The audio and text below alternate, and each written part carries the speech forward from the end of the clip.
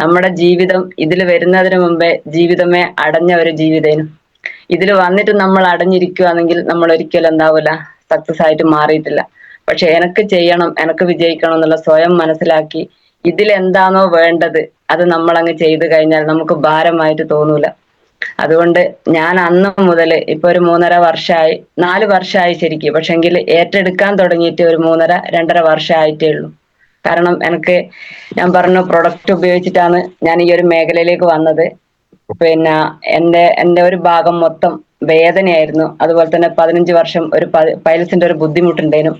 പിന്നെ PCOD ഒരു ചെറിയൊരു പ്രശ്നമുണ്ട്. PCOD ലാസ്റ്റ് നമ്മൾ പറയും പോലെ ഞാനൊന്ന് ശരീരം നോക്കാതിരുന്ന സമയത്ത് കുറച്ചൊന്ന് കൂടി 9 മാസത്തോളം അത് അത്ര ശ്രദ്ധിച്ചില്ല. അതുകൊണ്ട് ചെറിയൊരു ബുദ്ധിമുട്ട് എന്തായാലും വന്നിട്ടുണ്ട്. ഇപ്പം ചെറുങ്ങനെ അനുഭവിച്ചുകൊണ്ടിരിക്കുന്നുണ്ട്. അപ്പൊ അതിന് വേണ്ട കാര്യങ്ങളെല്ലാം തുടങ്ങിയിട്ടുണ്ട്, പ്രൊഡക്റ്റുകളെല്ലാം ഉപയോഗിക്കുന്നുണ്ട്. അപ്പൊ ഈ വേദന എന്ന് പറയുന്നത് ഒരു ഇഞ്ചക്ഷന്റെ മുകളിലായിരുന്നു. സ്ത്രീകളെ സംബന്ധിച്ച് ചെറിയ ചെറിയ വേദന എന്താക്കൂല, കാര്യമായിട്ട് എടുക്കൂല. പക്ഷെ ഈ ഒരു മേഖല പറഞ്ഞ സമയത്ത് ബിസിനസ് ആയിട്ടാണ് ജയസാർ പറഞ്ഞത്. ബിസിനസ് ആയതുകൊണ്ട് ഞാൻ കുറച്ച് മാറി നിന്ന്. കാരണം ഒരു സാധാ വീട്ടമ്മക്ക് എന്തായാലും ബിസിനസ് ചെയ്യാൻ പറ്റൂല.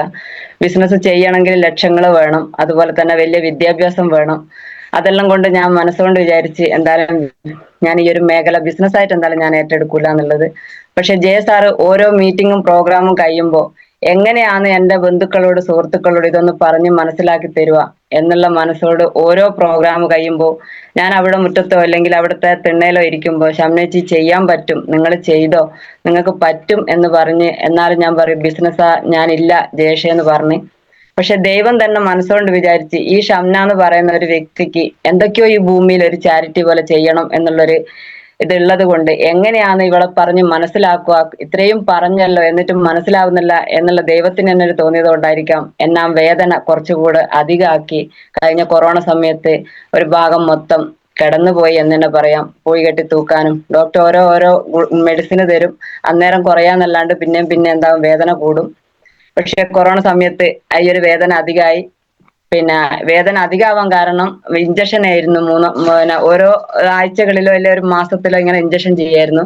1-2 ഇഞ്ചക്ഷന്റെ മോള് മാറാണ്ടായ 3 ഇഞ്ചക്ഷനായി. അങ്ങനെയാണ് ഡോക്ടർ പറഞ്ഞത് ഇനി MRI എടുക്കണം, എക്സ്റേ എടുക്കണം, ഇതിന്റെ ഉള്ളിൽ എന്താണെന്ന് അറിയണം എന്നുള്ളത്. അറിഞ്ഞു കഴിഞ്ഞപ്പോഴാണ് അറിയുന്നത് ഈ ഭാഗത്തുള്ള എല്ലുകൾ മൊത്തം വിട്ടിട്ടുണ്ട്, അതുപോലെ ഇങ്ങനെ മുഴച്ചിരിക്കുമായിരുന്നു ഇങ്ങനെ.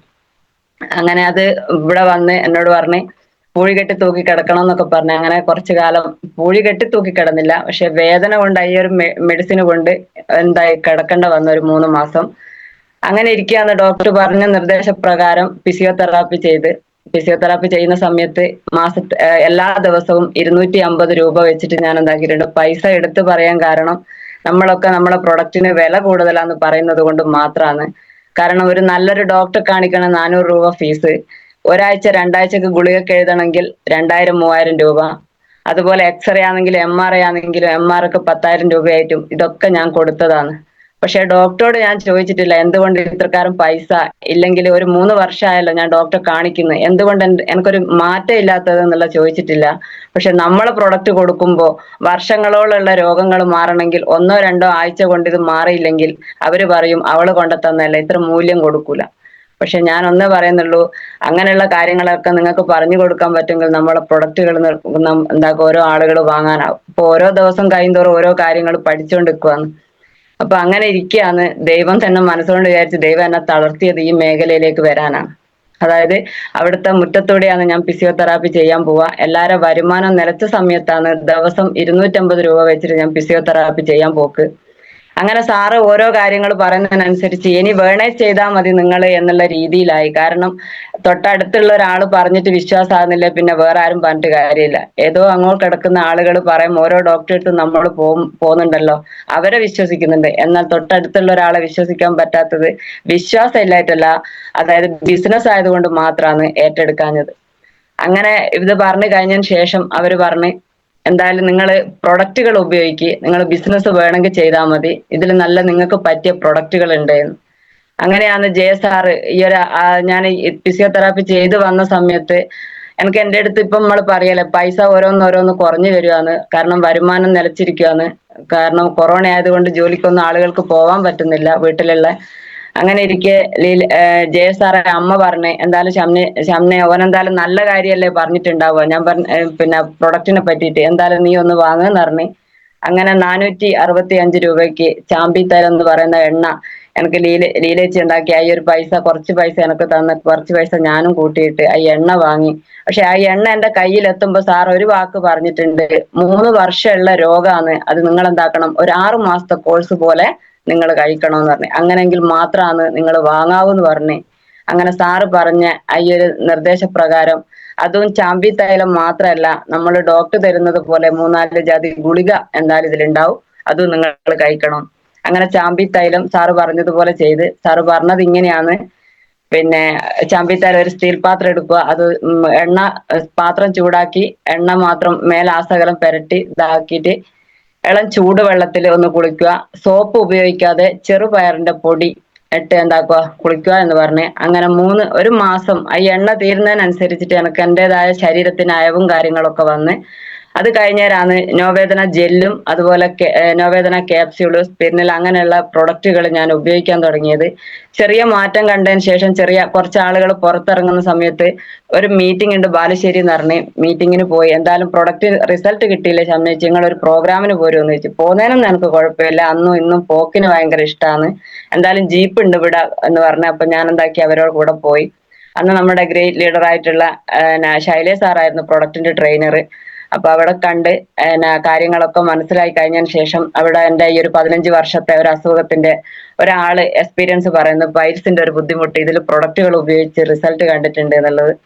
അപ്പൊ ജീപ്പിന്ന് സംസാരമായി. എന്തായാലും ജയ സാറെ ഞാൻ അവർന്ന് പറഞ്ഞു, എന്തായാലും സാറ് ഇങ്ങനെ ഇതായത് കൊണ്ടായിരിക്കുമല്ലോ, അവിടെ ചെന്ന് നോക്കുമ്പോ ആ ഹാളില് സാധാരണ 40-50 വർഷം പണിയെടുത്തിട്ടും ജോലി ചെയ്തിട്ടും വലിയൊരു മാറ്റം കാണാത്ത ആളുകൾ ഇതിൽ 2-3 വർഷം ഇതിന്റെ സിസ്റ്റം പ്രകാരം നിന്ന സമയത്ത് മാറ്റങ്ങൾ സംഭവിക്കുന്നു, അതുപോലെ രോഗങ്ങൾ മാറുന്നത് കാണിക്കുന്നു. എല്ലാം ലൈവായിട്ട് കാണാൻ പറ്റി. അതായത് കണ്ണുകൊണ്ട് കാണുകയും ചെവി കൊണ്ട് കേൾക്കുകയും നമ്മൾ സത്യസന്ധമായി വിശ്വസിക്കുകയാണെങ്കിൽ നമുക്ക് 100% ഇതിൽ വിജയിക്കാം എന്നുള്ളത് ഞാൻ അവിടുന്ന് ഇറങ്ങുമ്പോൾ ഞാൻ മനസ്സുകൊണ്ടൊന്ന് വിചാരിച്ച്, എന്തായാലും എന്റെ വേദനകൾ എന്തായാലും മാറിയല്ലോ, എന്തായാലും എന്റെ പൈൽസിന്റെ ബുദ്ധിമുട്ടും കൂടി എനിക്ക് മാറ്റിയിട്ട് ഈ പ്രൊഡക്റ്റുകൾ എനിക്ക് മറ്റുള്ളവർക്ക് എത്തിക്കണം എന്നുള്ളത് ഒരു മനസ്സുകൊണ്ട് ഞാൻ അവിടുന്ന് ഇറങ്ങുമ്പോൾ വിചാരിച്ചിട്ടുണ്ട്. അന്ന് മുതൽ ഈ നേരം വരെ റീറ്റെയിൽ ഞാൻ ചെയ്യലുണ്ട്, ഓരോ ആളുകൾക്ക് ഈ പ്രൊഡക്റ്റുകൾ ഞാൻ കൊടുക്കലുണ്ട്. കഴിഞ്ഞ ഒരു നിമിത്തം പോലെ എന്റെ ഒരു ഇപ്പൊ നമ്മള് പറയല്ലോ ഫാമിലിന്റെ ഒരു സപ്പോർട്ട് വേണമെന്നുള്ളത്. അപ്പൊ ചെറിയ ചെറിയ ഒരു നെഗറ്റീവ് ഉണ്ടെങ്കിലും അന്നത്തെ ഈ ഒരു കച്ചിത്തുരുമ്പിലാണ് ഞാൻ ഇന്നും നിൽക്കുന്നത്.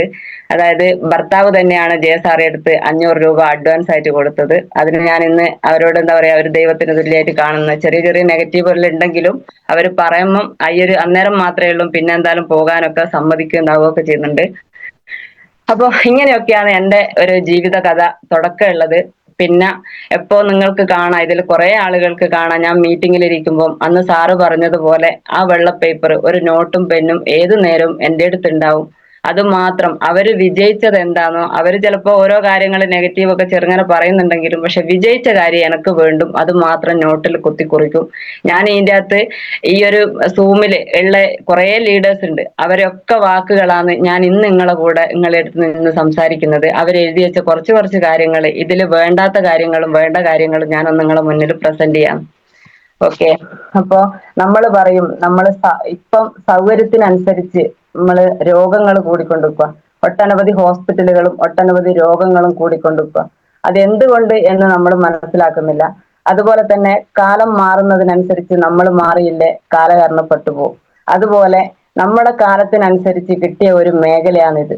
ഇത് നമ്മൾ ചെയ്തില്ലെങ്കിൽ നമ്മൾ ഒരു സിനിമയിൽ ഒരു കാര്യസ്ഥൻ എന്ന് പറയുന്ന ഒരു സിനിമേന്റെ അകത്ത് മധു ദിലീപിനോട് ഒരു പറയുന്നുണ്ടായിരുന്നു. അതായത് ദിലീപ് ഒരു പെണ്ണിനെ സ്നേഹിക്കുന്ന സമയത്ത് നിനക്ക് വേണോ ആ പെണ്ണിനെ ചോദിക്കുന്നുണ്ട്. അപ്പൊ ഇല്ലെങ്കിൽ പുതിയ ആളുകൾ വന്ന് ഇല്ലെ ചെക്കന്മാര് വന്ന് ആ പെണ്ണിനെ കൊണ്ടുപോകുന്നുള്ളത്. അതുപോലെ നമുക്ക് ഈ ഒരു അവസരം കിട്ടിയിട്ട് നമ്മൾ ഇത് നല്ല രീതിയിൽ ചെയ്തിട്ടില്ലെങ്കിൽ നമ്മൾ ഇനി വരാൻ പോകുന്നത്, നമ്മൾ കണ്ടുവരുന്നുണ്ട് 18 വയസ്സ് കഴിഞ്ഞ കുട്ടികളെല്ലാം ഇത് ഏറ്റെടുക്കാൻ പോവാണ്. നമ്മളെ പോലുള്ള സാധാരണക്കാർക്ക് അതുപോലെ വീട്ടമ്മമാർക്ക് എഴുത്തും വായനയും ഒന്നും അറിഞ്ഞൂടാത്ത ആളുകളാണെങ്കിലും ഈ മേഖലക്ക് നമ്മൾ ഈ ഒരു PSC പരീക്ഷ എഴുതുന്ന പോലെ ഇല്ലേ, തൊഴിലുറപ്പിൽ ഇപ്പം മേറ്റിന് വേണം 10ാം ക്ലാസ് +2 എല്ലാം പാസ്സായിട്ടാണ് മേറ്റാവാൻ പറ്റും. അതുപോലെ കുറെ നിയമങ്ങൾ ഇതിലേക്ക് കൊണ്ടുവരാൻ പോകും.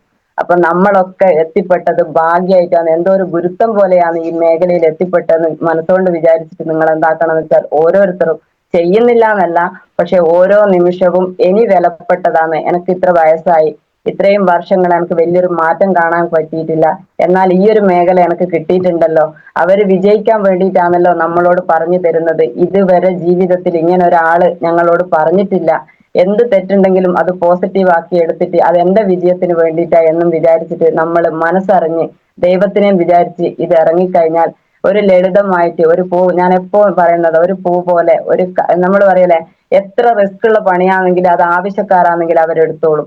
അവർ അവിടെ നിന്ന് ഒരു നെഗറ്റീവ് ഒന്നും പറയാണ്ട് അത് രാവിലെ തൊട്ട് വൈകുന്നേരം വരെ അവരെടുക്കും. പക്ഷെ ഇതിലെന്തെങ്കിലും ചെറിയ എന്തെങ്കിലും വരുമ്പം ഇട്ടു പോകാൻ വേഗം കഴിയും. പക്ഷെ വിടാതെ ഇത് എന്റെ ജീവിതത്തിന് വേണ്ടിയിട്ടാണ്, ഇനി വരുന്ന തലമുറക്കെങ്കിലും അസുഖങ്ങളില്ലാതെ ഒരു ചാരിറ്റി പോലെ വേറെ കുടുംബങ്ങളിലേക്ക് എനിക്ക് എത്തിക്കണം എന്നുള്ള മനസ്സറിഞ്ഞ് നിങ്ങൾ ചെയ്തു കഴിഞ്ഞാൽ ഒരു പ്രശ്നങ്ങളില്ലാതെ നമുക്ക് എന്താക്കാം, ഇനി വരുന്ന തലമുറക്കും അസുഖങ്ങളില്ലാത്ത ലോകത്തെ നമുക്ക് വാർത്തെടുക്കാം. അപ്പൊ ഇതില് ഇങ്ങനെയുള്ള കുറച്ച് കാര്യങ്ങളാണുള്ളത്.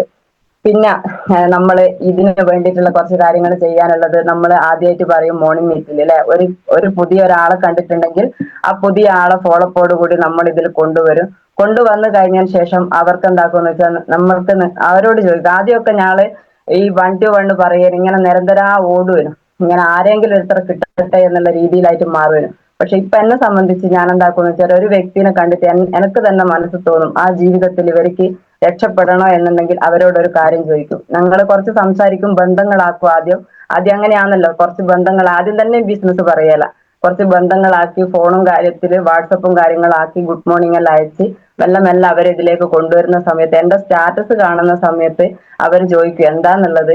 അത് ചെറിയൊരു രീതിയിൽ ഫോണിൽ കൂടെ പറയാണ്ട് അവരെടുത്ത് ഞാൻ പോയി ഇരുന്ന് കാര്യങ്ങളൊക്കെ പറയും. അവരെ എന്നാ സമ്പാദ്യത്തെ പറ്റിയിട്ടും ആരോഗ്യപരമായിട്ട് സന്തോഷവും കാര്യങ്ങളെല്ലാം ഇതിങ്ങനെ ചോദിക്കും. നിങ്ങൾക്ക് ഇത്രയും വർഷമായിട്ട് സമ്പാദിച്ചിട്ട് അക്കൗണ്ടിൽ എന്തെങ്കിലും ഉണ്ടോ, അതുപോലെ ആരോഗ്യപരമായിട്ട് എന്തെങ്കിലും ഉണ്ടോ, നല്ലത് മനസ്സറിഞ്ഞ് സന്തോഷിക്കാൻ നിങ്ങൾക്ക് പറ്റുന്നുണ്ടോ എന്നുള്ള രീതിയിൽ, അതായത് ആദ്യം അവരെ നോക്കും, അവരെങ്ങനെ എന്നെ സ്നേഹിക്കുന്നുണ്ടോ, അതേപോലെ തന്നെ ഞാൻ അങ്ങോട്ട് സ്നേഹിക്കുന്നുണ്ടോ എന്ന് ബന്ധങ്ങൾ ഉണ്ടാക്കാൻ ഞാൻ കൂടുതൽ ശ്രമിക്കും. അങ്ങനെ ഇരുന്ന് അവരോട് ചോദിക്കും, ഞാൻ ഇന്നേതാണ് ചെയ്യുന്നത്, നിങ്ങൾക്ക് ചെയ്യാൻ താല്പര്യമുണ്ടോ. എല്ലാവരും സോപ്പും പേസ്റ്റും വിൽക്കൂ എന്നുള്ളത് നമുക്ക് എന്താക്കും, ഫീൽഡിൽ ഓരോരുത്തർ കളിയാക്കാൻ തുടങ്ങും.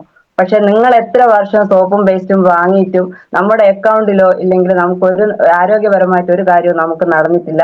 പക്ഷെ ഞാൻ സോപ്പും പേസ്റ്റും വിൽക്കുകയാണെങ്കിൽ എന്റെ അക്കൗണ്ടിലേക്ക് ഇങ്ങനെ ചെറിയ ചെറിയ പൈസകൾ ഇപ്പൊ തൽക്കാലം ഇങ്ങനെ വരുന്നുണ്ട്. അതായത് ഇത്രയും വർഷം നമ്മൾ സോപ്പും പേസ്റ്റും വാങ്ങിയിട്ട് നമ്മുടെ അക്കൗണ്ടിലേക്ക് ഒരു രൂപ പോലും വന്നിട്ടില്ല. പക്ഷെ ഇതിൽ നിന്നൊരു 2 വർഷം ഞാൻ ഇങ്ങനെ വാങ്ങിയ സമയത്ത് ഒരു 6 രൂപയാണെങ്കിലും നമ്മുടെ അക്കൗണ്ടിലേക്ക് വന്നു എന്നുള്ളത് കാണിച്ചു കൊടുക്കാൻ എനിക്കുണ്ടാവും. അങ്ങനെ ഞാൻ ഇങ്ങനെ ചെറിയ ചെറിയ കാര്യങ്ങൾ പറഞ്ഞ് അവരെ ഇങ്ങോട്ടേക്ക് കൊണ്ടുവരും.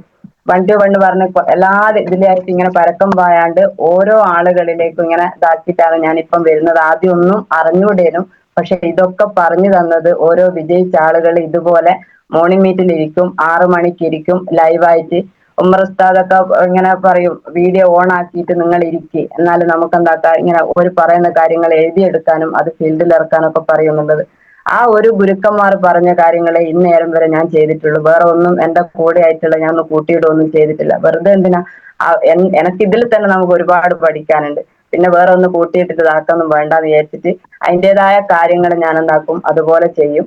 അങ്ങനെ ഓരോ ആളുകളിലേക്കും ഞാൻ ഈ ഒരു മേഖല, പിന്നെ റീറ്റെയിൽ, ഇപ്പൊ ഞാൻ ചെയ്യുന്നത് റീറ്റെയിലിന്റെ കുറച്ചുകൂടെ എനിക്ക് റീറ്റെയിൽ ഇങ്ങനെ ചെയ്യുന്നതിനനുസരിച്ച് ലളിതമായിട്ട് ചെയ്യാനുള്ള ഒരു കാര്യം കൂടി ചെയ്ത് ഓരോ വീടുകളിൽ ഇപ്പം നിരന്തരം വീടാന്തരം കയറാണ്ട് 5 or 10 വീട്ടുകളിലുള്ള പേര് എഴുതി വെക്കും. ഇപ്പൊ അറിയാവുന്ന കുറച്ച് ആളുകൾ ഉള്ളതുകൊണ്ട് ഞാൻ ആദ്യം ഒന്നും എന്റെ തൊട്ടടുത്തുള്ള വീട്ടില് എന്റെ സ്വന്തം വീട്ടിന്റെ അടുത്തോ ഒന്നും ഞാൻ ആദ്യം ഈ പ്രൊഡക്റ്റും കൊണ്ട് പോക്കില്ലേനു.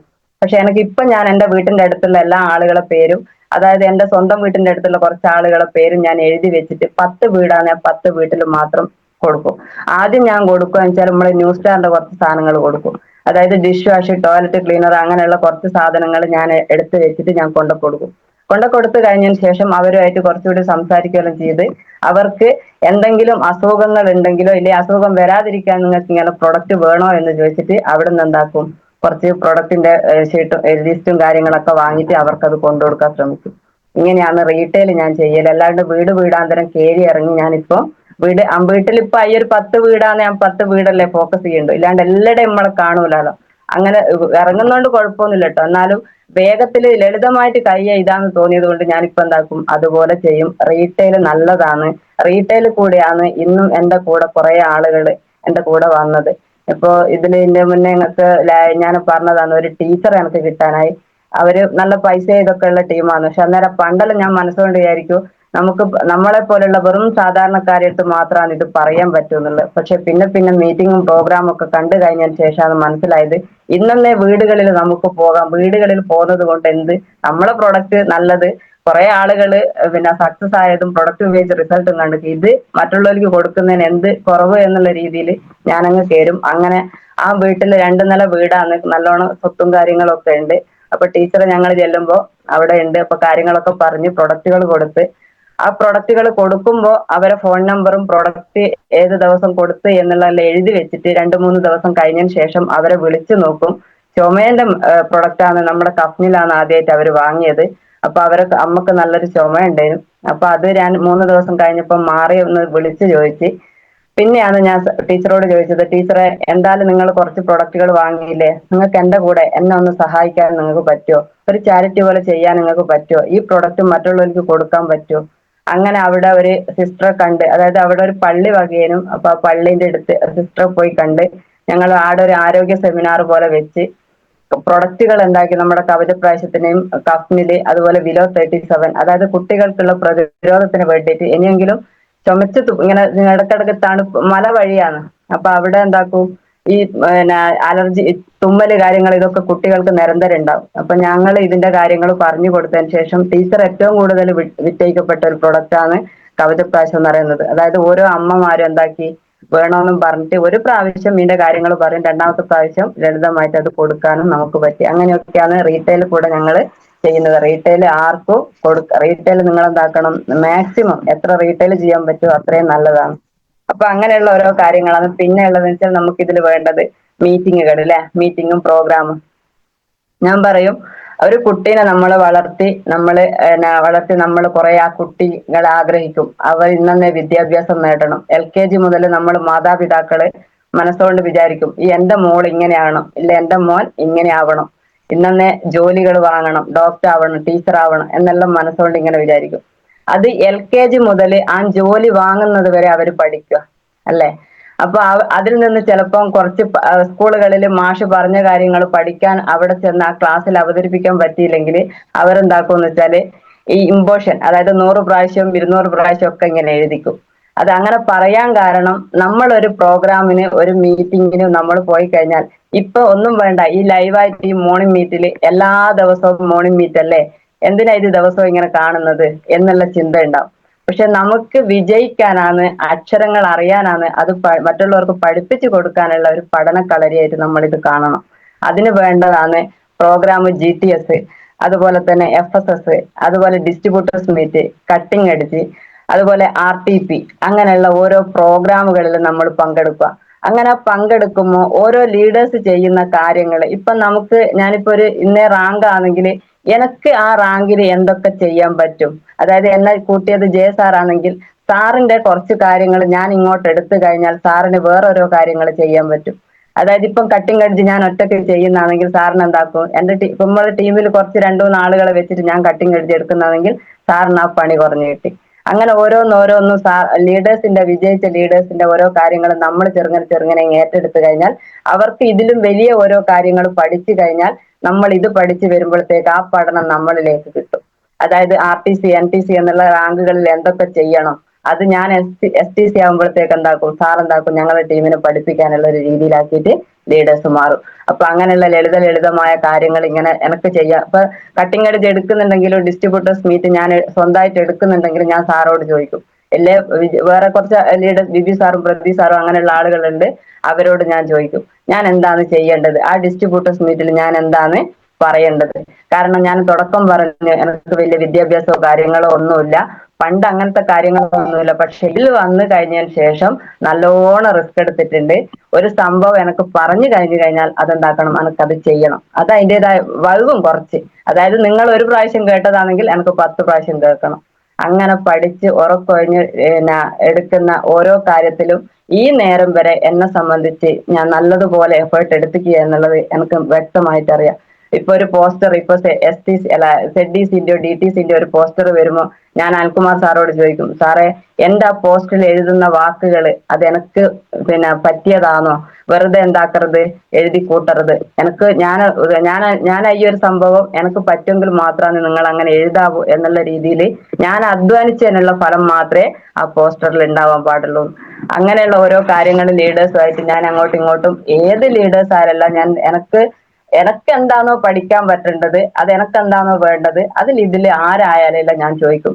പക്ഷെ അവര് പറയുന്ന നെഗറ്റീവുകളോ അവർ പറയുന്നതല്ല. ഇപ്പൊ ഓരോരുത്തർ പറയും അപ്പുറത്തുള്ള ആളുകളോടൊന്നും ചോദിക്കരുത് എന്നുള്ളത്. പക്ഷെ ഈ നേരം വരെ ഞാൻ എന്ത് വന്നു കഴിഞ്ഞാൽ ചെറു സാറായാലും അയ്യൂബ് സാറോട് ഇപ്പം കുറച്ച് മുന്നേ ഞാൻ 2-3 മാസം മുന്നേ ഞാൻ ഒരു പ്രൊഡക്റ്റിന്റെ ഒക്കെ വിളിച്ച് ചോദിച്ചിട്ടുണ്ട്. അത് എന്നോട് ചോദിച്ച്, എന്തിനാ മേഡം ഇങ്ങനെ നിങ്ങൾ ചോദിക്കും, നിങ്ങൾക്ക് ഇപ്പം ജെമിനി ആപ്പില്ലേ, അതിൽ കൂടെ ഓരോ കാര്യങ്ങൾ ചോദിക്കും. അപ്പൊ ഞാൻ പറഞ്ഞു, സാറേ ഞാൻ അങ്ങനെ ഒന്നും എത്തിയിട്ടില്ല.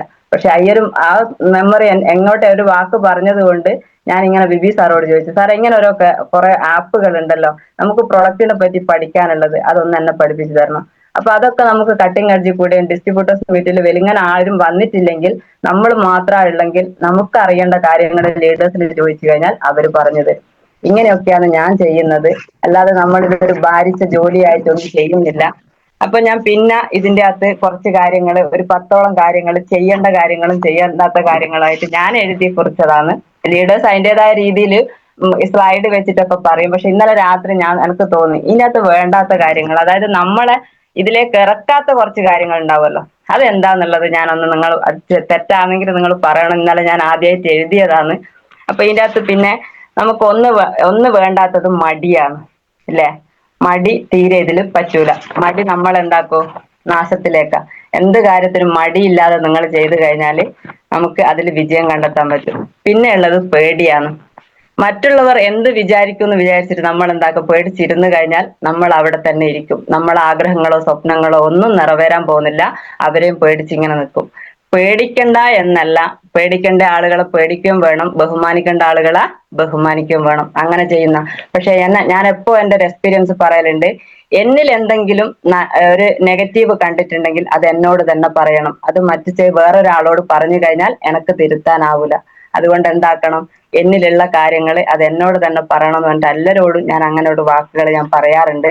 പിന്നെ നമ്മളെ എന്നെ കൊണ്ട് നെഗറ്റീവ് മാത്രം പറയുന്ന ഒരാളെ അടുത്ത് ഞാൻ എന്താക്കൂല, അവരെ ഞാൻ അനുസരിക്കൂല. പക്ഷെ 2 കാര്യം ഇപ്പൊ ഉമ്മർ ഉസ്താദ് എന്നോട് പറയുന്നത്, ഷംന മേഡം ഇല്ലേ, ഷംനെ ഇന്റെ അടുത്ത് ഇങ്ങനത്തെ 2 സ്വഭാവങ്ങളുണ്ട് എന്ന് പറഞ്ഞു കഴിഞ്ഞാൽ ഞാൻ സാറെ വാക്ക് ഏറ്റെടുക്കും. അതായത് നല്ല കാര്യം പറഞ്ഞു തരണം, എന്റെ അടുത്തുള്ള മോശം കാര്യങ്ങളും പറഞ്ഞു തരണം. മോശം കാര്യം അത് എനിക്ക് തിരുത്തി കഴിഞ്ഞാൽ നല്ലതിലേക്ക് പോവാലോ, അങ്ങനെയാണെങ്കിൽ ഞാൻ എടുക്കും. വെറും നെഗറ്റീവ് മാത്രം കണ്ടെടുക്കുന്ന ആളെ എടുത്ത് എന്താക്കാൻ പറ്റൂല, അത് എനിക്ക് യോജിക്കാൻ പറ്റൂല. എനിക്ക് എന്നല്ല ആർക്കും യോജിക്കാൻ പറ്റൂല. അവരെന്നും പറയുന്നതല്ലേ. പക്ഷെ അവര് പറയുന്നത് അവരെ വിജയത്തിന് വേണ്ടിയിട്ടാണ്.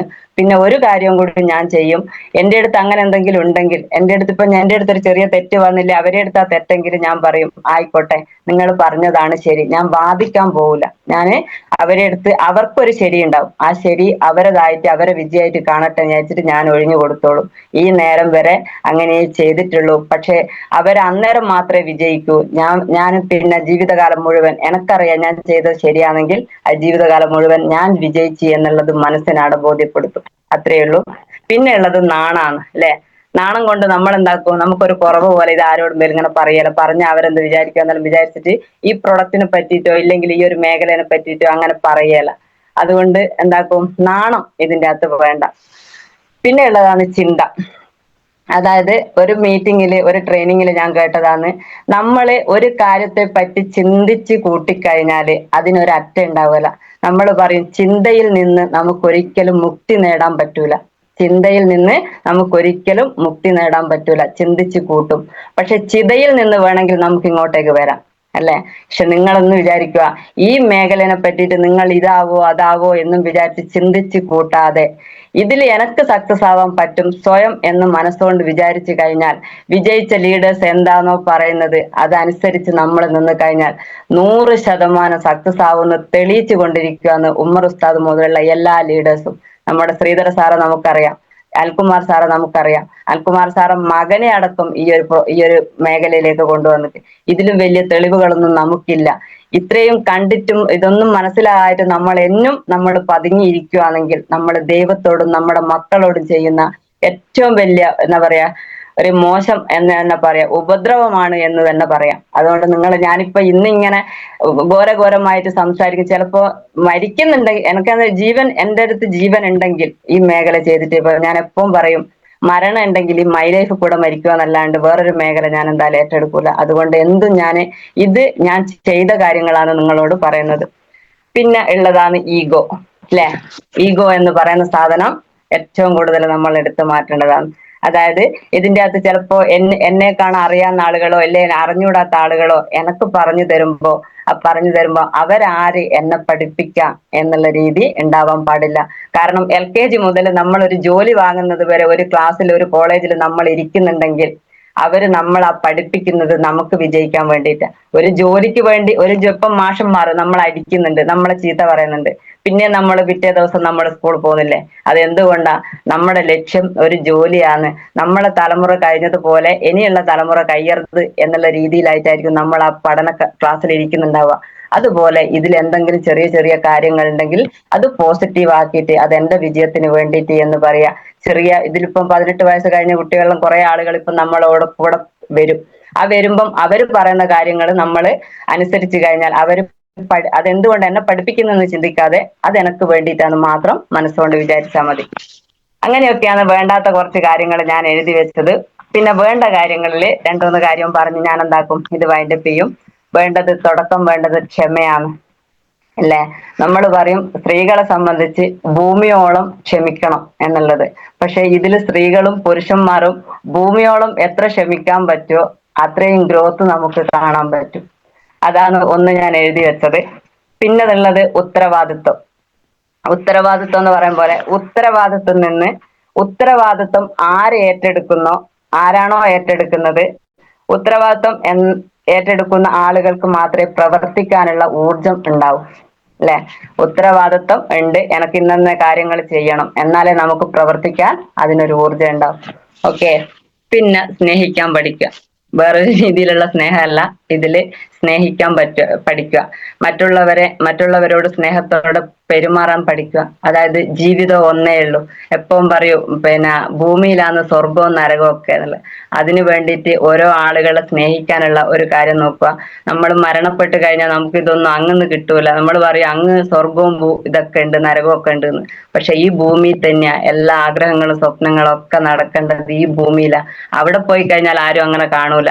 ഇവിടെ ആവുമ്പോ നമുക്ക് നമ്മൾ നെഗറ്റീവ് പറയുന്ന പോലെ നമ്മളെ ഇഷ്ടമില്ലാത്ത ആളുകളെ മുന്നിൽ നമുക്ക് എന്താക്കണം, ജയിക്കാൻ പറ്റണം. ജയിച്ചിട്ട് അവർ ഇങ്ങോട്ടേക്ക് ഇഷ്ടപ്പെടാൻ തുടങ്ങണം. അതിന് പറ്റിയ വേറൊരു മേഖലയില്ല ഈ മേഖലയല്ലാതെ. ഓക്കെ, ഒന്നത്. പിന്നെ ചിരിക്കാനും, സ്നേഹിക്കുക, ചിരിക്കുക, ഇതൊക്കെ ചെയ്യുക.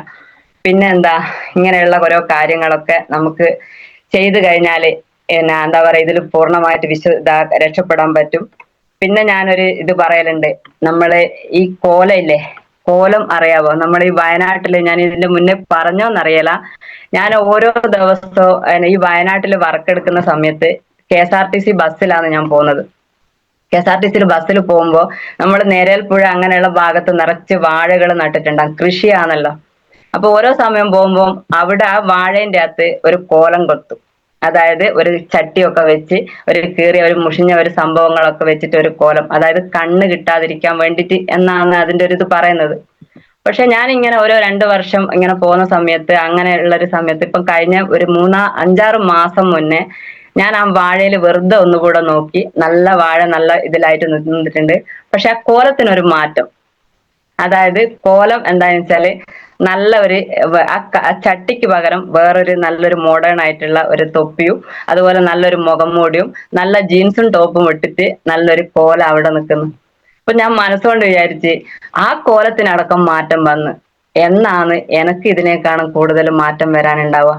ആളുകൾ ഈ ആളുകൾക്ക് കോലം, അതായത് ഒരു ജീവനില്ലാത്ത സംഭവത്തിനടക്കം മാറ്റം വന്ന്.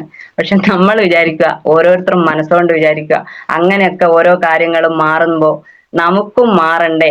നമുക്ക് മാറാൻ പറ്റിയ ഒരു മേഖലയാണ്, ഒരു വിത്താണ് നിങ്ങളെ കയ്യിലൊക്കെ തന്നത്. അതുകൊണ്ട് കാണിച്ചു കൊടുക്കുക ജീവിതത്തിൽ സക്സസ് ആവാനുള്ളത്. പിന്നെ സാർ ഒരു കാര്യം പറയലുണ്ട്, പണ്ട് കാലങ്ങളിൽ എല്ലാവരും ഗൾഫിൽ പോവായിരുന്നു. ഗൾഫിൽ പോകുന്ന സമയത്ത് നല്ലോണം സമ്പാദിച്ച് വീടും കാറും എല്ലാം ആയിട്ട് വരും. അപ്പൊ ഓരോ മാതാപിതാക്കളും മക്കളെ എന്താക്കും, 18 വയസ്സില്ലേ അവരൊരു പക്വത എത്തുന്ന സമയത്ത് നിങ്ങൾ ഗൾഫിൽ പോയിട്ട് അവരൊക്കെ രക്ഷപ്പെട്ടിട്ടുണ്ട് എന്ന് പറയുന്ന ഒരു സമയം ഉണ്ടായിരുന്നു. പക്ഷെ ഇപ്പൊ ഗൾഫ് രാജ്യങ്ങളിലെല്ലാം ഉള്ള ആളുകളെ ഈ മേഖലയിൽ വന്ന സമയത്ത് നമുക്ക് മനസ്സിലാക്കാൻ കഴിഞ്ഞിട്ടുണ്ട് എത്രത്തോളം അവരവിടെ കഷ്ടപ്പെട്ടിട്ടാണ് ഇവിടെ നമ്മള് ഇതാവുന്നത് എന്നുള്ളത് അല്ലെ. ഓരോ സ്ത്രീകളായാലും മക്കളായാലും ആള് അവിടുന്ന് രക്ഷിതാക്കള് അവിടുന്ന് അധ്വാനിക്കുന്നത് ഇവിടെ നമ്മൾ എൻജോയ് ചെയ്യുന്നുണ്ടെങ്കിൽ അവിടെ ഒരു നേരത്തെ വെള്ളം പോലും കുടിക്കാതെ ആയിരിക്കും അവർ ചെയ്യുന്നുണ്ടാവുക. പക്ഷെ ഇന്ന് ഞാൻ നിങ്ങളോട് പറയാം, നാളുകളിൽ ഇപ്പൊ ഈ ഒരു പാലേരി ഭാഗമാണെങ്കിൽ ഷംന എന്ന് പറയുന്ന വ്യക്തിയും അതുപോലെ ജെ സാറ് പാലേരി ഭാഗമാണ് ഇപ്പൊ ഇത് പറയുന്ന ഓരോ ഭാഗങ്ങളിൽ അന്നേരം നിങ്ങൾ നോക്കിയാൽ മതി. ഓരോ ആളുകളിലേക്കും മാറ്റം വരുമ്പോ ഓരോ ആളുകളും പറയും, ഓരോ രക്ഷിതാക്കളും പറയും ആ ജെ സാറ് ചെയ്യുന്ന ആ ഒരു മേഖല ഒരു 3-4 വർഷം കൊണ്ട് സാറിന് ഇന്നേ മാറ്റം വന്നിട്ടുണ്ട്, അതുകൊണ്ട് എന്താന്ന് മനസ്സിലാക്കി നിങ്ങൾ അതിലേക്ക് ജോയിൻ ചെയ്തോ എന്ന് പറയേണ്ട ഒരു കാലമായിട്ട് വരും. അപ്പൊ നിങ്ങളെയൊക്കെ മക്കളുണ്ടെങ്കിൽ അപ്പൊ അവർക്ക് വേണ്ടിയിട്ടെങ്കിലും നമ്മൾ ഇത് ചെയ്യുകയാണെങ്കിൽ, ഞാൻ ഇന്നലെ റംല മേഡത്തിനോട് പറഞ്ഞിട്ടുണ്ടേനും എല്ലാരും പറയും, രക്ഷിതാക്കൾ പറയും മക്കൾക്ക് വേണ്ടിയിട്ടാണ് നമ്മൾ ജീവിക്കുന്നത് എന്നുള്ളത്. നമ്മൾ മക്കൾക്ക് വേണ്ടി ജീവിക്കുകയാണെങ്കിൽ നമുക്ക് വേണ്ടിയിട്ടും ജീവിക്കണം. ഞാൻ എൻ്റെ മോളോട് പറയും, ഒരു മുട്ടായി കിട്ടിയിട്ടുണ്ടെങ്കിൽ അതിന്റെ പകുതി അതിന്റെ രുചി എനക്കും അറിയണം നിനക്കും അറിയണം. ഈ ഭൂമിയിലെ അമ്മക്കായാലും മകൾക്കായാലും ഈ ഭൂമിയിലെ സ്വർഗവും ഭൂമിയും ഒക്കെ ഉള്ളൂ, സ്വർഗവും നരകവും ഒക്കെ ഉള്ളൂ. അപ്പൊ ഇതിൽ നിന്ന് വേണം ഇവിടുന്ന് വേണം എല്ലാം ആസ്വദിച്ചിട്ട് നമുക്ക് പോവാൻ. പിന്നെ അവിടെ എത്തിയിട്ട് നല്ലത് ഞാൻ ഇവിടെ ചെയ്തിട്ടുണ്ടെങ്കിൽ സ്വർഗത്തിലെത്തും, ഇല്ലെങ്കിൽ നരകത്തിലെത്തും. അതാണല്ലോ അതിപ്പോ. അവിടെ സ്വർഗവും നരകവും ഉണ്ടോന്ന് ഞാൻ അറിയൂല, പക്ഷെ ഇപ്പൊ ഞാൻ മനസ്സുകൊണ്ട് വിചാരിക്കുന്നത് ഈ ഭൂമിയിൽ തന്നെയാണ് സ്വർഗവും ഇതും ഒക്കെ ഉള്ളത്. അപ്പൊ ഇതിൽ നിന്നൊക്കെ ഇതായിട്ട് പിന്നെ ഇതൊരു പറഞ്ഞു നമ്മളൊരു ടീം വർക്കാന്നുള്ളത്. പിന്നെ ഞാൻ ഇതിൽ കൂടെ ഇപ്പൊ നമ്മൾ ചോദിക്കൂല, ഇങ്ങനെ കുറെ നേരമല്ലോ സംസാരിക്കുന്നത്, ഒരു സാധാ വീട്ടമ്മക്ക് ഒരാഗ്രഹവും സ്വപ്നങ്ങളൊന്നും എല്ലാം ഉണ്ടായിരുന്നു, പക്ഷെ ഇതൊന്നും നിറവേറാൻ കഴിയാത്തത് കൊണ്ട് ആഗ്രഹങ്ങളും സ്വപ്നങ്ങളൊക്കെ ഞാൻ കുഴിച്ചു മൂടി ദുഃഖങ്ങൾ പേറി നടന്ന ഒരു ആളായിരുന്നു ഞാന്. പക്ഷെ ദുഃഖങ്ങൾക്ക് നമ്മൾ പറയല്ലേ, ഒരു സങ്കടങ്ങൾ വരുമ്പോ ഇപ്പൊ ഞാന് ഉമ്മർസ്താദോട് ഞാൻ പറയാം, എന്റെ എല്ലാ സങ്കടങ്ങളും ഇങ്ങനെ പറയുമ്പോ സാറ് എനിക്ക് ഇങ്ങോട്ടൊരു പരിഹാരങ്ങൾ പറഞ്ഞു തരുന്നുണ്ട്. എന്റെ പ്രശ്നത്തിനുള്ള പരിഹാരം എനിക്ക് ഇങ്ങോട്ട് പറഞ്ഞു തരുന്നുണ്ട്. ഇപ്പൊ എന്തെങ്കിലും സങ്കടങ്ങൾ ഉണ്ടെങ്കിൽ തൊട്ടടുത്തുള്ള കുറച്ച് അമ്മമാരോടൊക്കെ എന്റെ സങ്കടം പറയുകയാണെങ്കിൽ ആ നേരത്തെ ആശ്വാസം അല്ലാതെ എനിക്ക് അതിനൊരു പരിഹാരമായിട്ട് എനിക്ക് ഇതുവരെ ആരും പറഞ്ഞു തന്നിട്ടില്ല. പക്ഷെ ഈ മേഖലയിൽ വന്നു കഴിഞ്ഞ സമയത്ത് എന്റെ സാഹചര്യം മനസ്സിലാക്കി എന്നോട് ചോദിച്ച് എത്ര ലക്ഷം രൂപ കടയുണ്ട്, ആ കടങ്ങൾ വീട്ടണമെങ്കിൽ നിനക്ക് ഇങ്ങനെ ഒരു പ്ലാനിങ് തരാം അല്ലെ. ആ പ്ലാനിങ് തന്ന് എനിക്ക് സാറ് കട്ടിങ് എഡ്ജിൽ കൂടെ എനിക്ക് പ്ലാനിങ് വരച്ചു തന്ന്, നിങ്ങൾ 3 വർഷം കൊണ്ട് നിങ്ങൾക്ക് ജീവിതത്തിൽ മാറ്റം പറ്റും ഷംനേച്ചി, അങ്ങനെയാണെങ്കിൽ നിങ്ങൾ ഈ സിസ്റ്റം പ്രകാരം നീങ്ങുന്നു. അങ്ങനെയുള്ള ഒരു പ്ലാനിങ് ജീവിതത്തിൽ നമുക്ക് ആരാ ഇങ്ങനെ ഒരു പ്ലാനിങ് തന്നത്? ഒന്ന് സ്വയം ഓരോരുത്തരും ചിന്തിച്ചു നോക്കുക. ഓരോ ആളുകളെ ജീവിതത്തിൽ എന്തൊക്കെ കടങ്ങളില്ലാത്ത ആളുകളില്ല, അസുഖങ്ങളില്ലാത്ത ആളുകളില്ല, സന്തോഷം പൂർണ്ണമായിട്ട് കിട്ടാത്ത ആളുകളില്ല. ഇത് 3 ഈ ഭൂമിയിലുണ്ട്. ഒന്നിക്കണ്ട് ആരോഗ്യം കിട്ടിയിട്ടുണ്ടെങ്കിൽ സന്തോഷം ഉണ്ടാവില്ല, ആരോഗ്യം സന്തോഷം ഉണ്ടെങ്കിൽ അപ്പുറത്ത് എന്താ ഉണ്ടാവില്ല, വരുമാനം ഉണ്ടാവില്ല. പക്ഷെ ഇത് 3ഉം ഒരുമിച്ച് കിട്ടുന്ന മേഖല. ഇനിയെങ്കിലും നിങ്ങൾ തിരിച്ചറിഞ്ഞ് മനസ്സറിഞ്ഞ് ഈ ഒരു മേഖലയെ സ്നേഹത്തോടെ ലാളിച്ചു കഴിഞ്ഞാൽ നമ്മൾ പ്രതീക്ഷിക്കുന്നതിലേക്കാണ് അപ്പുറം നമുക്ക് ഈ ഒരു മേഖല തരും. അപ്പൊ ഇന്ന് ഈ ഒരു 3.5 വർഷം കൊണ്ട് എനിക്ക് 3 പ്രാവശ്യം പെർഫോമൻസ് അടിക്കാൻ പറ്റി, ഒരു 6 മാസം ലോയൽറ്റി അടിക്കാൻ പറ്റി, അതുപോലെ ഒരു ചെറിയൊരു സ്കൂട്ടി എനിക്ക് വാങ്ങാൻ പറ്റി. സ്കൂട്ടി ഇന്നും ഞാൻ ഓടിച്ചിട്ടില്ല. ഇതിലൊരു മേഡം അറിയണ്ട, എപ്പം പറയും മേഡം പറയും നിങ്ങൾ എന്താക്കി ചെയ്തോ എന്ന് പറയലുണ്ടേനു. അങ്ങനെയെങ്കിൽ നിങ്ങൾ ശ്രമിക്കുക ആ വണ്ടിക്ക് വേണ്ടിയിട്ട്. വണ്ടി ഇല്ലെങ്കിൽ നിങ്ങൾക്ക് ഗ്രോത്തുകൾ കുറഞ്ഞു പോകുന്നു. അതിപ്പൊ ഞാൻ വല്ലാണ്ട് ബുദ്ധിമുട്ടുന്നുണ്ട്. എനിക്ക് ലൈസൻസ് എടുക്കാൻ പറ്റിയില്ല. ആ 12 ചോദ്യത്തിനുള്ള ഉത്തരം അല്ലെ, അന്ന് ഉത്തരത്തിൽ 12ാമത്തെ ആകുമ്പോഴത്തേക്ക് ഞാൻ ജയിച്ചിക്ക്. പക്ഷെ ആ ഇതും കഴിഞ്ഞ് ഞാൻ ലൈസൻസിന് പോയ സമയത്ത് എനിക്കത് അവിടുന്ന് അന്ന് ഞാൻ ലൈസൻസ് എടുക്കാൻ പോകുന്ന മഴയും ഇതെല്ലാം ആയതുകൊണ്ട് മൊത്തം മൂടി പൊതച്ചത് കൊണ്ട് എനിക്ക് അവിടുന്ന് ഒരു ഇത് കിട്ടിയില്ല, ബാലൻസ് കിട്ടിയില്ല, തെറ്റിപ്പോയി. അപ്പൊ എനിക്കതിന് എന്താക്കാനായില്ല, ജയിക്കാൻ പറ്റിയില്ല. പക്ഷെ ഇവിടെ വന്ന് എന്റെ വണ്ടി എടുത്തത് ഓടിക്കുമ്പോ ഇവിടെ ഒരു വീകലും വീണു. അതുകൊണ്ട് അതിനെ കൂടെ എന്തായി, പേടി തട്ടിയത് കൊണ്ട് ആ സംഭവം അവിടെ നിർത്തിവെച്ച് ഇപ്പൊ ഇവര് പറയുന്ന വെച്ചാൽ, അതായത് ഭർത്താവ് പറയുന്ന വെച്ചാൽ ലൈസൻസ് എടുത്താൽ എനിക്ക് വണ്ടി തരും, ഇല്ലെങ്കിൽ തരൂല എന്നുള്ളത്. അപ്പൊ ഇപ്പൊ ഞങ്ങളെ ഓരോന്ന് ആഗ്രഹിച്ചിട്ടുണ്ട്, ആഗസ്റ്റ് ആകുമ്പോഴത്തേക്ക് ഒരു ഇലക്ട്രിക്കിന്റെ സ്കൂട്ടികൾ ഇറക്കാൻ പോകുന്നുള്ളത്. എന്തായാലും ഒരു ആഗസ്റ്റോടെ ആകുമ്പോഴത്തേക്ക് എന്റെ കുറച്ച് പ്രശ്നങ്ങൾ മാറുമ്പോ ഞാൻ എന്തായാലും മൈൻഡ് നല്ല രീതിയിലാവുമ്പോ ആഗസ്റ്റ് ആവുമ്പോ ആ 10-12 വണ്ടിയോടൊപ്പം ഞാൻ സാറോട് പറഞ്ഞിട്ടില്ല, ഇന്ന് ആദ്യമായിട്ടാണ് ഇത്രയും ആളുകളെടുക്ക് എനക്കും വാങ്ങണം എന്നുള്ള ഒരു ആഗ്രഹം ഉള്ളത്. നമുക്ക് ഇങ്ങനെയുള്ള കാര്യങ്ങൾ ആഗ്രഹിക്കാനൊക്കെ തുടങ്ങിയില്ല. എനിക്കിപ്പോ സ്വന്തം വീട് വേണമെന്നുണ്ട്. അതുപോലെ എല്ലാ മാതാപിതാക്കളെ ആയാലും ഒരു ചാരിറ്റി പോലെ, ഞാൻ ഇന്നലെ റംലാമോട് സംസാരിച്ച ഞാൻ പറഞ്ഞു എന്റെ അതേ മനസ്സ് തന്നെ മേഡത്തിനും എനക്കും ഇങ്ങനെ കുറെ ആഗ്രഹങ്ങളുണ്ട്. അതായത് ഇന്ന് എന്നെ സഹായിച്ച ആളുകൾക്കുണ്ടെങ്കിൽ നാളുകളിൽ എനക്കും സഹായിക്കാൻ പറ്റണമെന്ന ഞാൻ പ്രാർത്ഥിക്കലുള്ളൂ. അതിനുള്ള ആയുസ്സും ആരോഗ്യം എനിക്ക് കിട്ടണേ എന്നുള്ളതും, അതുപോലെ എന്നെ അറിയുന്ന ഇല്ല ഇനി വരുന്ന ആളുകൾക്കെങ്കിലും ഇതുപോലെ നല്ല നല്ല കാര്യങ്ങൾ ചെയ്യാൻ പറ്റട്ടെ എന്നുള്ളതും ഓരോ ആളുകളിലേക്ക്. നമ്മുടെ മഹാത്മാഗാന്ധിജി എന്നും എല്ലാവരുടെ മനസ്സിലും അല്ലെ ജീവിക്കുന്നുണ്ട്, മരിച്ചിട്ടില്ല. അതുപോലെ നാളുകളിൽ നമുക്കും ഓരോ ആളുകളെ മനസ്സിൽ ജീവിക്കാൻ പറ്റട്ടെ. അപ്പൊ ഇപ്പം ശരിക്കും ജീവനോടുള്ള സമയത്ത് നല്ല നല്ല കാര്യങ്ങൾ ചെയ്യാൻ പറ്റട്ടെ എന്ന് മാത്രം പറഞ്ഞുകൊണ്ട് എന്നാ ഒരു കാര്യം കൂടി, നമ്മൾ ഈർക്കിളിയില്ലേ, ഈർക്കിളി നമ്മൾ മുറ്റമടിക്കാൻ അതെന്താക്കും, അതൊരു ചൂലാക്കണമെങ്കിൽ ഒരു ഈർക്കിളി കൊണ്ട് നമുക്ക് മുറ്റടിക്കാനാവില്ല. പക്ഷെ അത് കുറച്ച് അധികം ഉണ്ടെങ്കിൽ മാത്രമേ മുറ്റമടിക്കാനാവും. അതുപോലെ ഇതൊരു ടീം വർക്കാണ്. ഒറ്റക്ക് ഈ നേരം വരെ നമ്മൾ ആരും സക്സസ് ആയിട്ടില്ല.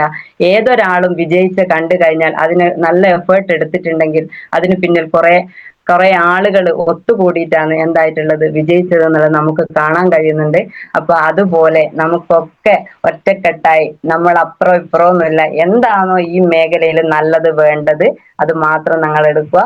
ഇപ്പം വയനാട് ജില്ല വിട്ടിട്ട് ഞാൻ എന്താക്കിയിട്ടുണ്ട്, ഞാൻ ആദ്യമൊക്കെ മനസ്സുകൊണ്ട് വിചാരിക്കുന്നു ഈ പാലക്കാടൊക്കെ ഏടിയ, കോയമ്പത്തൂരൊക്കെ ഏടിയ, ഇവിടെയൊക്കെ എനിക്ക് പോവാൻ പറ്റുമെന്ന്. അങ്ങനെ ആവുമ്പോ പാലക്കാട് ഒരു ചെറിയൊരു ആളെ കിട്ടി. അത് പങ്കജ മേഡാണ്. ആ മേഡത്തിന്റെ അരികില് ഞാൻ എന്തായിട്ടുണ്ട്, പ്രമോദ് സാറ് മുഖാന്തരാണ് ആ പങ്കജ മേഡത്തിന് കിട്ടുന്നത്. അപ്പൊ അവരെ എന്താക്കിയെന്ന് വെച്ചാൽ GTS-ലും ഹോം മീറ്റിങ്ങും അതുപോലെ FSS-ഉം ഇതൊക്കെ പങ്കെടുപ്പിച്ച് അവരെന്തായിട്ടുണ്ട് ചെറുങ്ങനെ ഒന്ന് പോസിറ്റീവായി വന്നിട്ടുണ്ട്. അവരോട് ഒരു കാര്യമേ പറഞ്ഞിട്ടുള്ളൂ, എന്നെ കണ്ടിട്ട് ബിസിനസ് കാണരുത്, നിങ്ങൾ പ്രതീക്ഷിക്കുന്നില്ല അപ്പുറമുള്ള കാര്യമാണ് ഈ ഒരു മേഖല, ഞാൻ പറഞ്ഞു തന്നെന്ന് മാത്രമേ ഉള്ളൂ. നിങ്ങൾക്ക് വിജയിക്കണം എന്നുണ്ടെങ്കിൽ ഇതിന്റെ സിസ്റ്റം പ്രകാരം നിന്ന് കഴിഞ്ഞാൽ ഒരു 3 വർഷം ഞങ്ങളുടെ കൂടെ നിന്ന് കഴിഞ്ഞാൽ, അപ്പൊ നിങ്ങൾ നോക്കുക, ഓരോ വർഷവും നോക്കുക എന്തെങ്കിലും ഒരു മാറ്റം എന്റെ ജീവിതത്തിലുണ്ടോ, എന്തെങ്കിലും സന്തോഷം എന്റെ ജീവിതത്തിലുണ്ടോ. അങ്ങനെയാണെങ്കിൽ നിങ്ങൾക്ക് ഓരോ ദിവസവും ഓരോ ചുവടും എന്താക്കാം, ഇത് ഏറ്റെടുക്കാന്ന് മാത്രം പറയും. അല്ലാണ്ട് ഒരിക്കലും ഞാൻ ഇപ്പോ ഇത് ഇരന്ന് വാങ്ങാൻ നിൽക്കലില്ല. അതുപോലെ ട്രെയിനിലെല്ലാം പോകുമ്പോൾ ഓരോ ആളുകളുടെ അടുത്ത് പോകും, ചില ആളുകളെ നെഗറ്റീവ് പറയും, എന്നാലും അതൊക്കെ പോസിറ്റീവിലേക്ക് മാറ്റി കുറച്ച് ആളുകളെ നമ്പറൊക്കെ കണക്ട് ചെയ്യും. എന്നിട്ട് മേഖല വേഗം പറയല, അവരായിട്ട് ചെറുങ്ങനൊന്ന്. കാരണം ഒരു സ്ത്രീയെ സംബന്ധിച്ച് കുറെ കാര്യങ്ങൾ എന്താക്കാനുണ്ട്, പെട്ടെന്ന് ഒരു പുരുഷന്മാരോടൊന്നും അധികം ഇങ്ങ് പറയാനാവുമല്ല. നമ്മൾ പറയല്ലേ ഇപ്പൊ ഞാൻ അത്രയും ആളുകളെ നമ്പർ വാങ്ങിയ സമയത്ത് ഞാൻ എന്നെ ശരിക്കും കാണുമ്പോ എന്താക്കുന്ന ഒരു വലിയൊരു ഇപ്പൊ ശ്രീജാ മേഡം പറയുന്നുണ്ട്, കാണാൻ വലിയ ലുക്കൊന്നും ഇല്ലെങ്കിലും പ്രവർത്തനത്തിൽ നല്ലൊരു ഇതിലായിട്ട് ഒരു മടിയില്ലാണ്ട് എടുക്കുന്നത് കൊണ്ട് സക്സസ് ആക്കാൻ പറ്റുന്നുണ്ട്.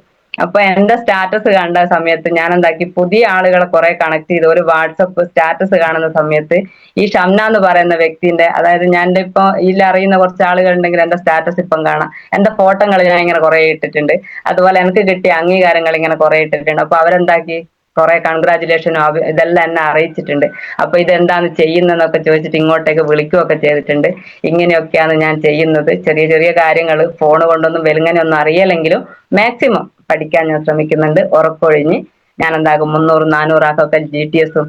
അതിന് ഒരാളെയും കൂടിയും പറഞ്ഞ്, ഷാഹിർ സാറ ഈ ഒരു അവസരത്തിൽ ഞാൻ ഓർമ്മിക്കുകയാണ്, ഒരിക്കലും ഞാൻ മറക്കൂല, ഇങ്ങനെ മോർണിംഗ് മീറ്റില് ലൈവായിട്ട് ഇരുന്ന് സംസാരിക്കുന്ന കുറെ വിഡിത്തങ്ങൾ പറയുമ്പോൾ ലീഡർമാർ പറയും എന്ത്, നിങ്ങൾ നല്ലതാന്ന് മാത്രമേ പറയലുള്ളൂ. അങ്ങനെ ഒരു ദിവസം ഒരു ലേഡി ഇതില് GTS എടുക്കുന്ന സമയത്ത് ഞാൻ അതിന് അഭിപ്രായം പറഞ്ഞ്, അപ്പൊ അടുത്ത ആഴ്ച ഷംന മേഡമാണ് GTS എന്ന് പറഞ്ഞ്, ആ GTS അന്ന് പറഞ്ഞ അന്ന് മുതൽ പ്രതി സാറ് പറഞ്ഞു അത് ഓക്കെയാണ് സാറേ.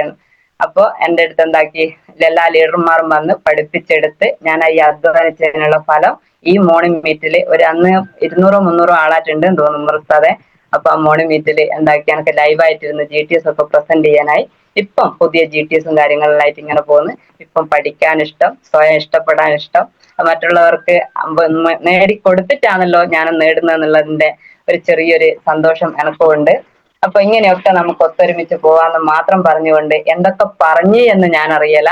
നമ്മൾ ആദ്യം 2 വാക്ക് പറയാൻ ലീഡർമാർ പറ എന്ന് പറയും, ഞാൻ കരിയെ എടുക്കുകയും ചെയ്തിട്ട് ശരിക്കും പ്രാർത്ഥിക്കും, കട്ടിങ് അടിച്ച് വരേ, ഡിസ്ട്രിബ്യൂട്ടേഴ്സ് മീറ്റ് വരേ, അതായത് അവിടെയൊക്കെ എന്നെ പഠിപ്പിക്കാൻ വേണ്ടിയിട്ട് ഓലാടെ ഇരുത്തും. അപ്പൊ അവിടെ നിന്നൊക്കെ കരഞ്ഞ് ഇറങ്ങിയ ഒരാള് ഇന്ന് എന്തെങ്കിലും ഒരു കാര്യം നിങ്ങൾക്ക് കിട്ടിയിട്ടുണ്ടെങ്കിൽ അത് ഞാൻ എന്റെ വിജയമായിട്ട് കാണുവാന്ന് എന്തെങ്കിലും എന്റെ വാക്കിൽ നിന്ന് എന്തെങ്കിലും പറ്റിയിട്ടുണ്ടെങ്കിലും അത് ക്ഷമിച്ചുകൊണ്ട് അവിടെ പോസിറ്റീവ് ആക്കി മാറ്റി ഒരു സാധാ വീട്ടമ്മേന്റെ അടുത്ത് നിന്ന് കിട്ടിയ ഒരു ഇത് മാത്രമേ നിങ്ങൾ വിചാരിക്കാവൂ. അതുകൊണ്ട് എന്നെ ഇങ്ങോട്ടേക്ക് വിളിച്ച റംല മേഡത്തിന് കുറെ സംസാരിച്ച് ഇന്നലെ, എന്തായാലും നേരിട്ട് ഇന്നലെ കാണാനും പറ്റി. അപ്പോ എന്തായാലും ഉമ്മർ ഉസ്താദ് മുതലുള്ള എല്ലാ ലീഡേഴ്സിനും ഈ ഒരു അവസരത്തിൽ നന്ദി പറഞ്ഞുകൊണ്ട്, അതുപോലെ എന്നെ വെൽക്കം ചെയ്ത സാറൊക്കെ കുറെ കാര്യങ്ങൾ എന്നോട്, ഞാൻ എക്സ്പീരിയൻസ് പറയുന്ന സമയത്ത് എൻ്റെ അടുത്ത് വന്നിട്ടും അതുപോലെ നാളന്തയിലൊക്കെ വന്നിട്ട് എൻ്റെ അടുത്ത് വരികയൊക്കെ ചെയ്യലുണ്ട്. ബന്ധങ്ങള് നല്ല നല്ല കുറെ സഹോദരിമാറ, അനിയന്മാറ ഇവരൊക്കെ എനിക്ക് കിട്ടിയ ഒരു മേഖലയാണ്. അപ്പോ ഞാൻ ഇതിലും കൂടുതൽ STCക്ക് കുറച്ച് വേണം, ഇതിലും കൂടുതൽ വരുമാനായിട്ടും അതുപോലെ റാങ്കുകൾ ചേഞ്ച് ചെയ്തിട്ടും കൂടെ വന്ന ആളുകൾക്ക് ഇതൊക്കെ വാങ്ങിക്കൊടുത്തുകൊണ്ട് ഞാനും എന്നും ഈ സൂമിലേക്ക് വരും. ആ വരുന്ന സമയത്ത് എത്ര ആൾ ഇതിലുണ്ടോ അവരെന്താക്കണം വെച്ചാൽ ആരോഗ്യപരമായിട്ടും സാമ്പത്തികപരമായിട്ടും സന്തോഷകരമായിട്ടും എല്ലാം മറ്റുള്ളവർക്ക് ഇത് കൊടുക്കാൻ യാതൊരു മടിയില്ലാതെ ഈ ഒരു ഓപ്പർച്യൂണിറ്റി ഞാൻ കൊടുക്കൂ എന്നുള്ള തീരുമാനം നിങ്ങൾ എടുത്തിട്ടെങ്കിൽ അത് എന്റെ വിജയമായിട്ട് കണ്ടുകൊണ്ട് ഈ സൂമിലുള്ള എല്ലാവർക്കും നല്ലൊരു അഭിനന്ദനങ്ങൾ അറിയിച്ചുകൊണ്ട് നിർത്തുന്നു. ജയ് ഹിന്ദ്, ജയ് മൈ ലൈഫ്.